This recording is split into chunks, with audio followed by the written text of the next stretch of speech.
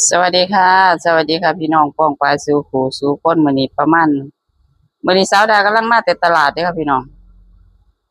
มาจากตลาดก็ประมาณตี 5 ครึ่งแล้วค่ะมาขัวมาปิกดิขัวเขาขัวอีกเขาเจ้านอนหลับเบิดแล้วพี่น้องแต่สาวดายังเฮ็ดงานอยู่ยังบ่ทันนอนเฮ็ดแล้วก็สิไปอาบน้ำแล้วก็จังสิได้นอนนะมื้ออื่นเช้าก็สิว่าตื่นตั้งแต่9 โมงเพราะว่าต้องมาปั่นหมักพริกให้เขาเจ้านะคะอันนี้ก็คือสอบบักพริกที่เขาจะเอามาให้เนาะ เพิ่นอยู่นครพนมนะพี่น้องนี่กระสอบบักพริกใหญ่ๆนี่ประมาณถึงอาจสิประมาณ20 โลนี่แหละสาวดาว่าแต่ว่าบักพริกนี่มันบ่มีเม็ดนะคะเขาเอาเม็ดมันไปเขาเอาเม็ดมันไปขายนะคะมันสิมีแต่เปลือกมันเนาะเขาก็สิขายให้ประมาณสอบใหญ่ๆนี่ประมาณ20 โลนี่ประมาณ250 บาทเขาจะซื้อมาแต่นครพนมเราเจ้าของบักพริกเขาซื้อมาเขาก็เลยบอกว่าให้สาวดานะมาขัวนะคะมาขัวแบ่งครึ่งกันนะแต่ว่าให้สาวดาเป็นคนขัวเป็นคนปั่นแล้วก็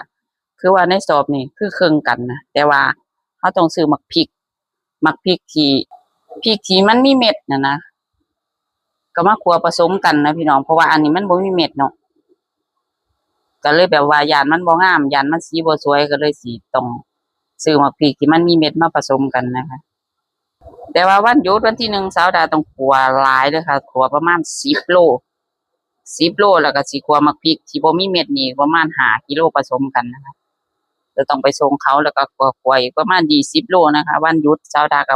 บ่ได้หยุดนำเขาเจ้านะสาวดาต้องทำงานก็อยากหยุดแต่ว่างานมันมีงานเฮาก็ต้องเฮ็ดเนาะเพราะว่ามันก็บ่เมื่อยปานใดนะมันเป็นงานของเจ้าของนะคะอันนี้ก็สาวดาต้มเนื้อไว้นะคะเพราะว่ายามเช้าสาวดาต้องมาตุ๋นไก่ใส่น้ำอีกมันหลายอย่างนะคะก็เลยต้องต้มไว้พอสิต้มไว้เพราะว่าตอนนี้มันเช้าแล้วนะคะ6 โมงเช้าแล้วเพราะว่าเนื้อมันเปื่อยยากนะสาวดาต้องต้มถ่านถ้าต้มถ่านมันสิถุงเดียวมันสิเปื่อยเลยเด้อพี่น้องถ้าต้มแก๊ส